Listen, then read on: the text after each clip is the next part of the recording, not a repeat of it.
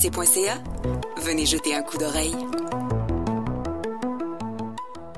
Présente pour les personnes aînées de la capitale nationale, l'Association québécoise de défense des droits des personnes retraitées et pré-retraitées, AQDR, section Québec, est fière de vous présenter Aînés, on vous écoute. Alors, bonjour aux auditrices et aux auditeurs. C'est encore Judith Gagnon de la QDR.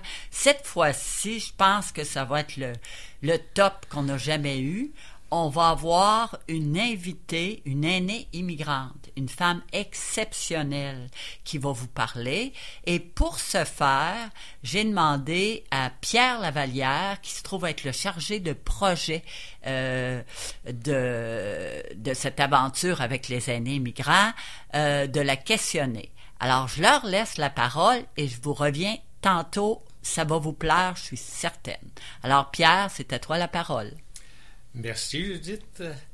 Alors, c'est un réel plaisir d'accueillir Sohila Menjivar, salvadorienne, qui va nous partager son expérience depuis son arrivée au Québec. Bonjour, Sohila. Bonjour, monsieur. Vous arrivez au Québec en 1987, accompagné d'un mari et de 2 enfants. C'est exact. Vous apprenez le français et vous vous lancez dans les affaires quelques années plus tard. Racontez-nous dans un premier temps votre arrivée au Québec, plus précisément votre accueil à la ville de Québec. En premier temps, je suis arrivée en 1987 et on était pris à Montréal parce qu'il y avait une grosse tempête. Mais le 25, on est arrivé ici à Québec. Il y avait les gens du gouvernement qui nous attendaient, mais aussi il y avait ma famille, parce que ma mère et mes frères, ils sont arrivés avant moi. Et avec eux, j'ai vécu au moins une semaine avec ma mère, et après, j'ai eu mon appartement avec l'aide du gouvernement. Alors, vous avez... racontez-nous un petit peu, dans un premier temps, votre cheminement familial et social. Comment s'est passé votre arrivée, l'accueil, et la rencontre avec les gens et tout ça? Pour ça, je pense qu'on a besoin au moins 12 semaines pour parler de tout ça, mais je vais tout réduire dans un petit bout. On a commencé l'école presque 12 semaines après notre arrivée. On était au COFI, que c'est l'école pour les immigrants. Et après ça, mes enfants aussi, c'était à l'école. Et c'était dur pour mes enfants de s'adapter. On ne connaissait pas la langue, nous non plus. Et c'était un peu difficile, l'adaptation au niveau de la langue. Mais quand on veut, on peut. Et on a essayé de s'en sortir. Et 7 mois plus tard, on a appris le français, au moins la base, pour nous entendre avec les gens. Mes enfants, c'est plus rapide qu'ils ont appris. Et comme ça, on a commencé notre vie ici, notre vie différente à la nôtre dans notre pays. Et c'était très, très difficile en des moments, dans des autres, c'est plus facile. Mais on a travaillé fort, on a fait, on a étudié beaucoup, mon mari et moi, mes enfants aussi, et on a travaillé pour cueillir des fraises, on a passé Publisac, on a fait tout pour s'en sortir pendant les premières 10 années, parce que j'ai tombé enceinte aussi 2 fois, et on a dans les champs de fraises, ça a venu l'idée d'étudier la cuisine d'établissement et ouvrir notre propre restaurant. C'était une autre aventure, c'était vraiment difficile au début parce que personne ne connaissait pas le restaurant ni la nourriture. Mais j'étais content, même si on avait juste... qu'on vendait $200-300. J'étais vraiment fière. Mais maintenant, on est très, très heureux d'avoir un restaurant plus grand avec un premier étage et un deuxième étage qu'on est prêt à accueillir 60 personnes. Et tous mes enfants et mes petits-enfants sont aussi à l'aide parce que nous, on aime être en famille. Parce que pour nous, le plus important, c'est la famille et être content, travailler et en faisant ce qu'on aime faire. Vous avez démarré un restaurant, c'est bien sûr. Est-ce parce que vous n'aimiez pas notre tourtière du lac Saint-Jean?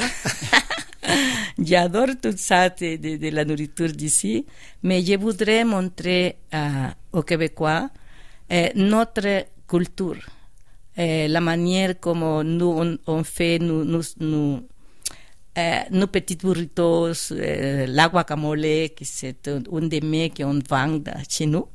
Et c'est ça qu'on a essayé de faire, montrer à les gens qui nous connaissaient et les Québécois qui voulaient comment nous on vit en faisant ce qu'on aime faire, et on a partagé avec beaucoup de monde notre joie parce qu'on a amené pour l'ouverture du restaurant les mariachis, et c'était vraiment une fête incroyable. Tout le monde nous applaudissait notre manière d'être, et c'est pour ça que je me dis c'était une bonne idée d'avoir un restaurant.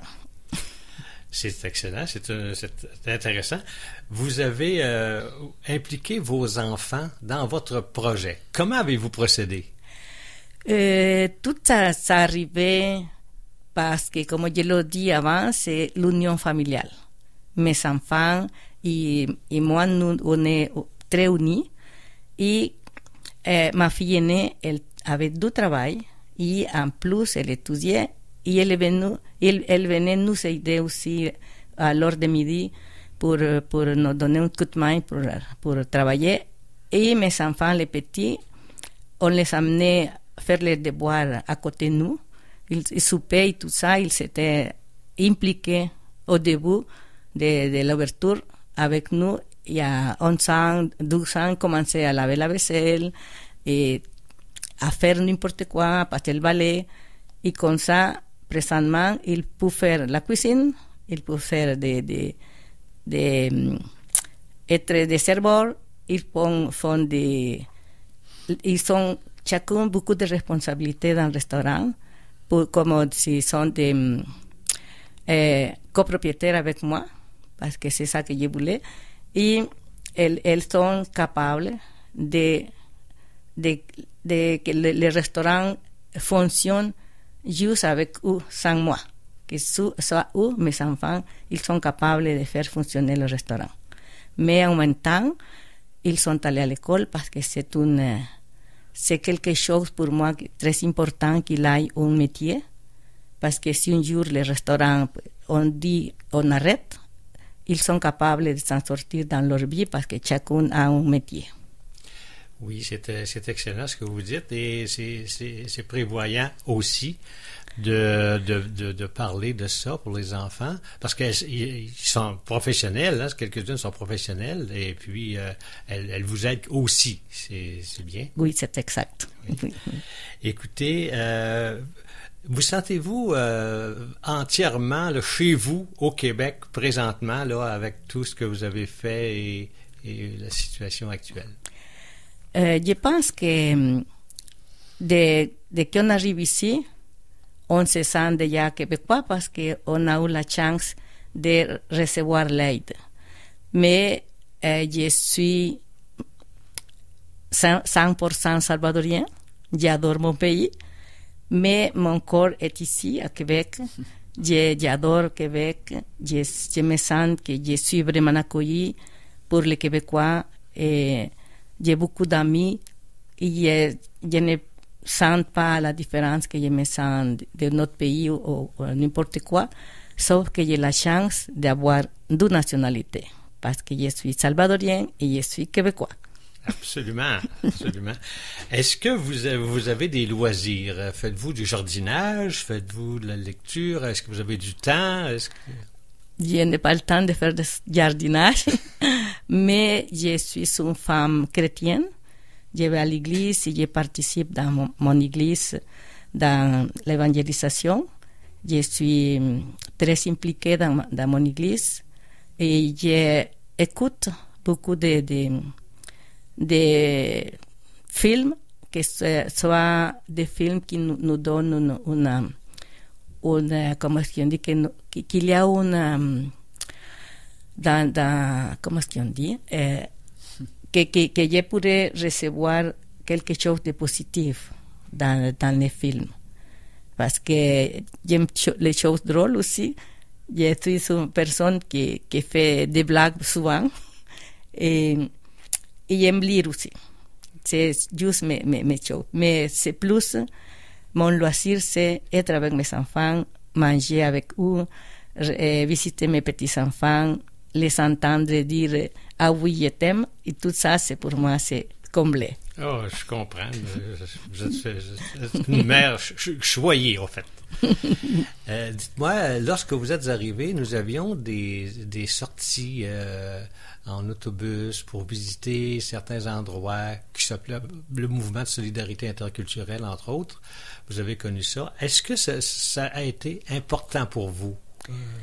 Oui, c'est important. Tout ce que soit pour apprendre, c'est important parce que à chaque jour on apprend quelque chose et c'est magnifique d'y aller dans des endroits comme on a partagé parce qu'on a connu, je pense qu'on était à la Cabane à Sucre ou quelque chose comme ça. Oui. Et c'était vraiment des choses impressionnantes de voir comment sortent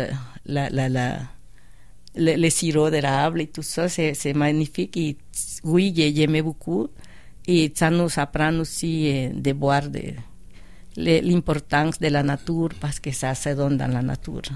Oui, parce que le but visé par cet organisme était de faire connaître aux nouveaux arrivants nos us et coutumes, et entre autres la cabane à sucre, mais il y avait aussi la fête nationale qu'on visitait. Vous avez dû y assister à un certain moment, le 24 juin, c'est la fête des Québécois.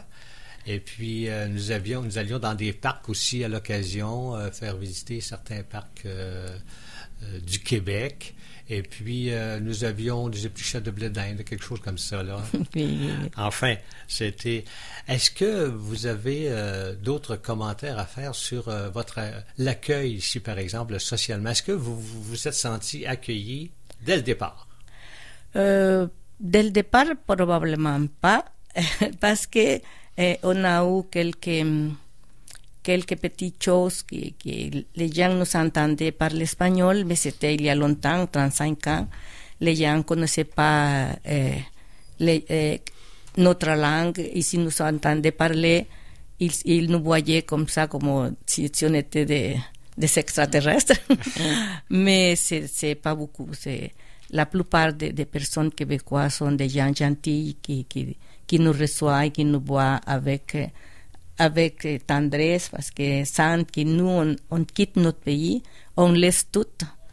C'est notre vie qu'on change, la culture, la manière de faire nos repas, des fruits exceptionnels qu'on a chez nous aussi, et de la chaleur.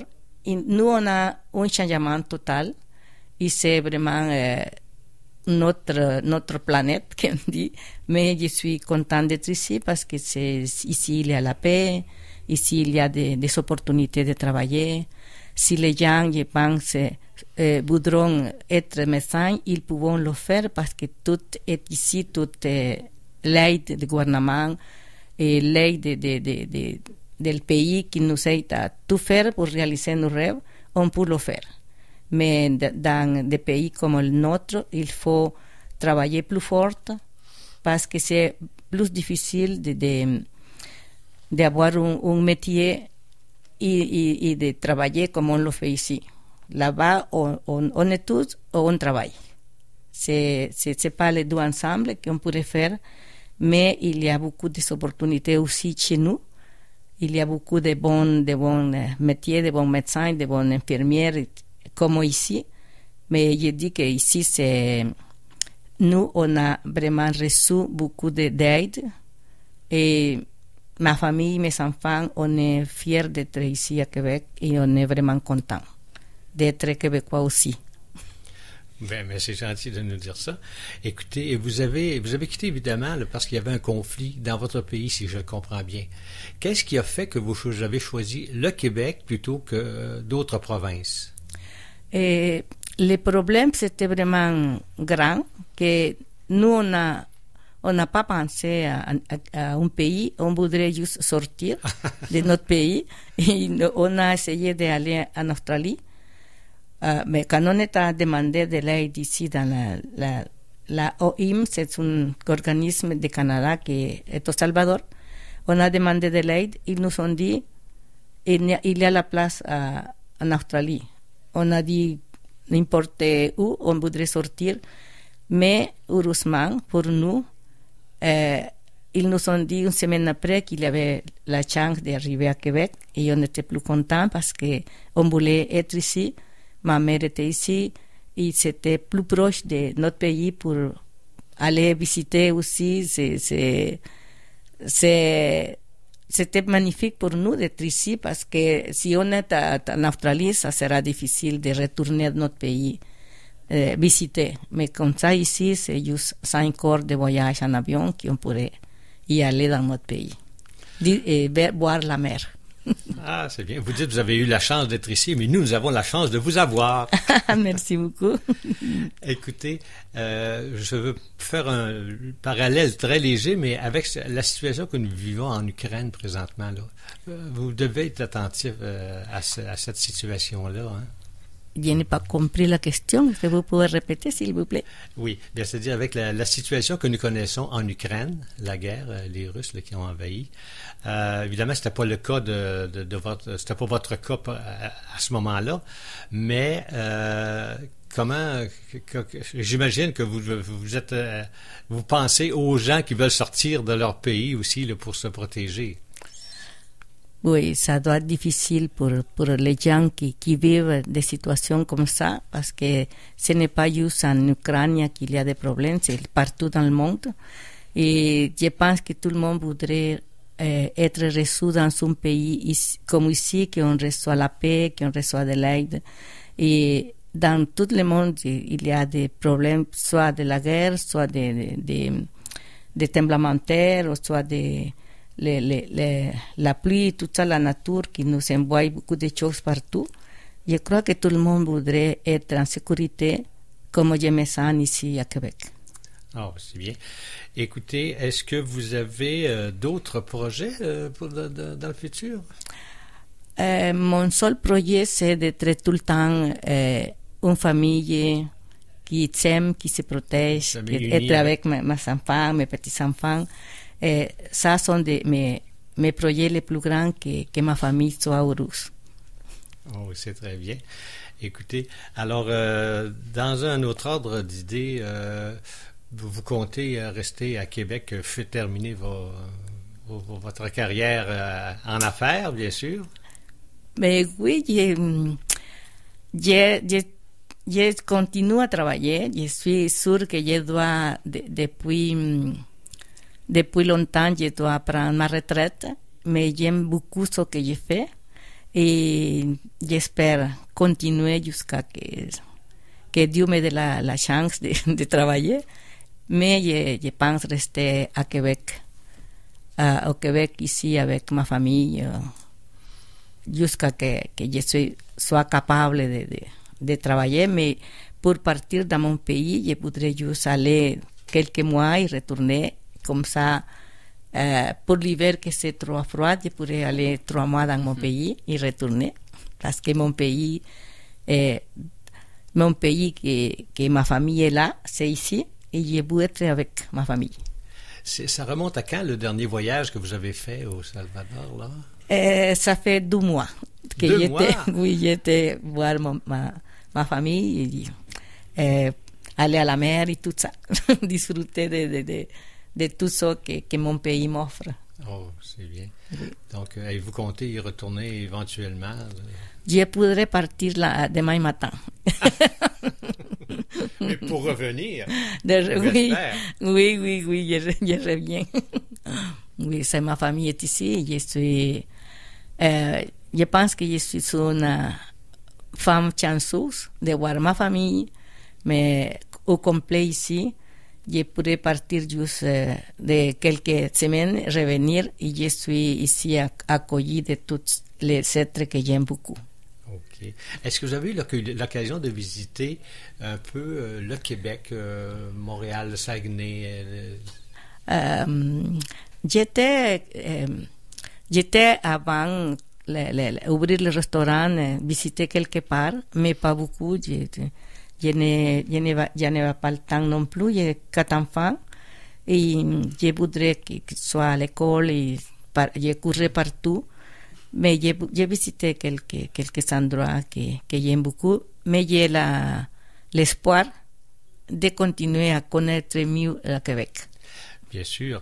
Alors, je comprends que votre travail vous demande beaucoup de présence. Hein? Vous pouvez difficilement vous absenter une certaine période de temps. Est-ce que je vous parlais de jardinage parce que généralement, les cuisiniers se font un petit jardin puis ils font pousser des petites herbes spéciales. Est-ce que vous avez un petit coin là, où vous pouvez avoir des petites choses? Non, pas du tout? Non, c'est mon fils qui aime beaucoup ça et qu'il a mis de la menthe dans le restaurant, dans une petite chose avec allumé tout ça pour faire les mojitos. Mais c'est pas moi qui fait ça, c'est mon fils, oui.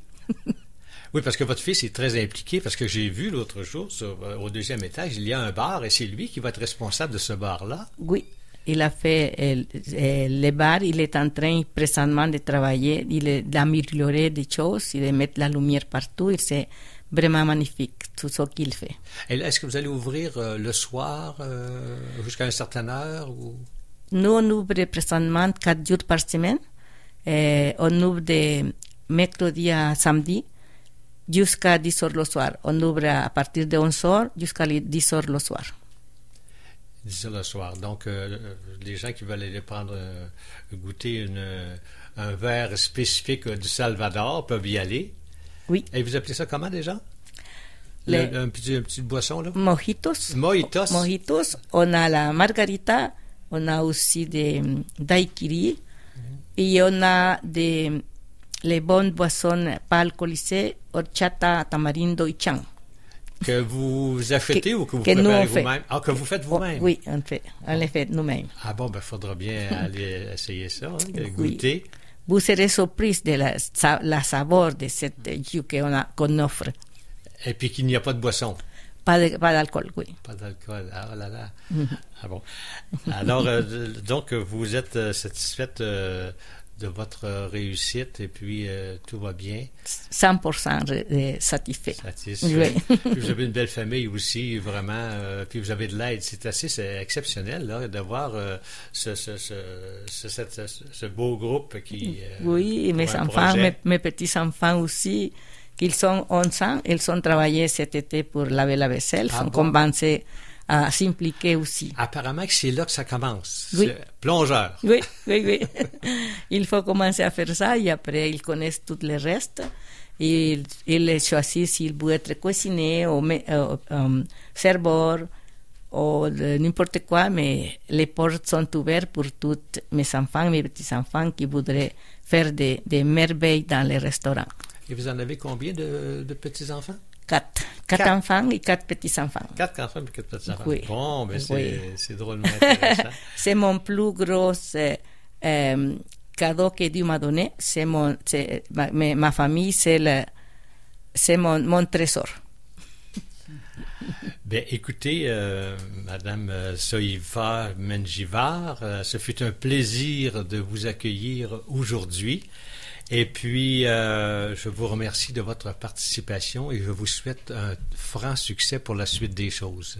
C'est moi qui vous remercie de m'avoir permis de parler de mon stade ici, de ma joie d'être au Québec. Et vous serez tout le temps la bienvenue à la salsa à la 1063 3e Avenue Limoilou. Ah bon, le message est passé. Alors, au plaisir et merci beaucoup. C'est un plaisir. Alors, vous avez vu, Madame est salvatorienne. Madame est salvatorienne et a décrit un peu son mode de vie qui est des fois différent du nôtre. Mais c'est fort intéressant. Alors moi, je voulais vous dire que dans les prochaines semaines, je vous le répète, vous allez avoir toujours des invités comme ça qui vont vous permettre de comprendre c'est quoi les enjeux des aînés ou des personnes qui habitent au Québec maintenant et qui viennent de d'autres pays. Alors, merci beaucoup à vous deux. Et j'en profite en terminant pour vous dire que la QDR Québec, on a une conférence qui est fort intéressante vendredi sur la santé des aînés. Allez sur le site Internet de la QDR Québec, vous tapez à QDR Québec et vous allez pouvoir vous inscrire. C'est le docteur Mathieu Simon qui va vous parler de la santé des aînés. Alors, suivez-nous. On est fortement intéressés à ce qu'ensemble, on arrive à améliorer la situation des aînés. Alors, merci à vous deux. Et puis, au plaisir. Vous allez retrouver aussi cette émission-là en balado avec un peu de musique. C'est le début d'une nouvelle histoire de la QDR Québec avec les aînés immigrants. Alors, merci beaucoup et à la prochaine.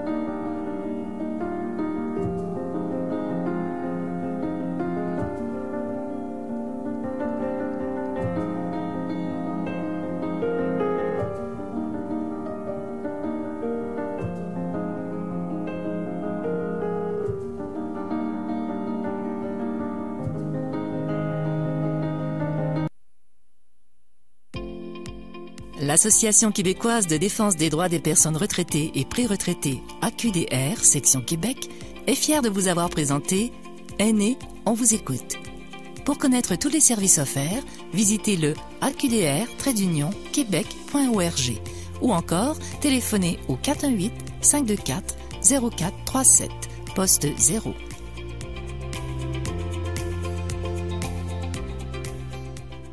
Salut, c'est Thaïs pour vous présenter mon tout premier album Tout est parfait. Depuis combien de temps je fais semblant? Découvrez Tout est parfait en magasin et sur les plateformes d'écoute dès maintenant. Vous êtes au gros bon sens? L'émission, vous pouvez toujours appeler pour m'écouter parler. Parlons de tramway. Pendant la pause, il y a JP qui nous a écrit « Le tramway, ça marche pas l'hiver ». Tout marche l'hiver! On n'est pas en 1910 où il fallait que tu frottes ton cheval avant de partir puis que t'achètes ton journal sur le coin de la rue à un petit gars en casquette molle. Il y a des gars en unicycle dans ce lotch avec des lunettes de ski puis même eux, ils arrivent à l'heure. Je te promets qu'un tramway de 100 tonnes, ça avance dans la neige. C'est une déneigeuse en commun, cette affaire-là. Bon, on s'en va à pause. Du 13 au 23 octobre, Québec en toutes lettres reçoit des autrices et des auteurs incontournables. Passionnés de littérature, découvrez le parcours d'Émilie Prophète, de Rodney Saint-Éloi, de Louis-Carl Picard-Sioui, d'Heather O'Neill, de Fatima Das et d'Eliat Abekassi. Réservation québecentouteslettres.qc.ca. Bon festival! Matin, midi, soir, ça goûte bon à la boîte à pain. À chaque instant de la journée, on entre en succursale et ça sent la fraîcheur. À notre menu, plus de 40 variétés de pains, sandwicheries, pizzas et calzones cuits au four à bois, quiche maison, soupe, salade, viennoiserie, café et dessert. La boulangerie artisanale La Boîte à Pain, Saint-Roch, Sainte-Foy, Limoilou et Grand Marché. boîteapain.com. Salut, c'est Thaïs pour vous présenter mon tout premier album Tout est parfait. Depuis combien de temps je fais semblant? Découvrez Tout est parfait en magasin et sur les plateformes d'écoute dès maintenant.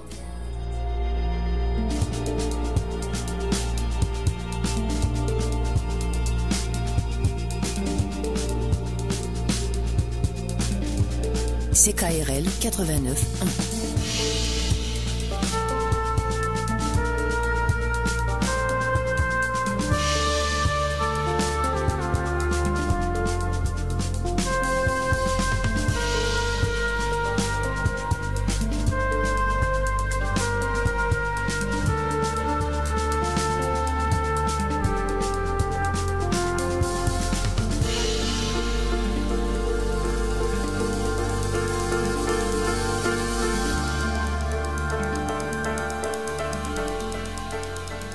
Midi Jazz. Midi Jazz vous est présenté par Audiolite, l'expert en son et images.